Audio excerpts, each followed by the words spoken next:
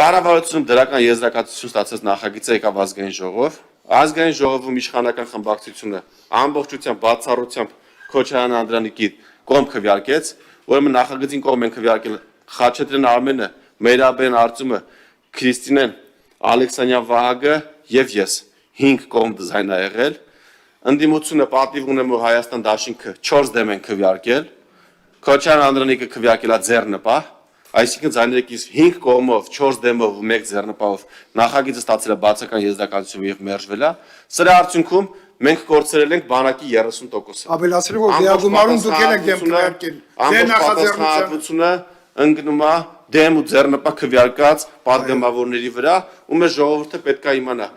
թե մեր հավանական թշնամիները կամ հակառակորդ համարող պետությունները ինչքան գումար պետք է ծախսեին, որ մեր բանակի թիվը 30%-ով պակասեր, դուք դա արել եք անվճար։ Շատ լավ, պարոն Սարգսյան։ Գիտակցված Դուք մեր հետ միասին դեմ եք քվեարկել։ Դա այլ խնդիր է։ Ես դեմ եմ քվեարկել մի պայմանով, որովհետև խմբակցությունը ասել է դեմ եմ քվեարկելու, ամբողջ տաբլոյի վրա մենակ իմ կանաչ լույսը չվարվի, չասեն Սարգսյան Հայկը գետին հակառակագրում թիմին, ասել եմ այս պահին թիմի պես եմ քվեարկում, որտեղ իմ կողմ դեմ քվեարկելը նշանակություն չէ ունենում։ Ուներ շատ մեծ։ Իմ հսկայական աշխատանքը արել, որ ես արել եմ։ Իմ տեսակետը ես պահել եմ, հիմա շարունակում եմ պահել, ու միջև վերջել պնդելու եմ։ Այն որ թշնամին պիտի միլիարդներ ծախսել, որ մեր զորքը 30%-ով պակասի, դուք դա արել եք անվճար։ Շատ լավ, շնորհակալություն։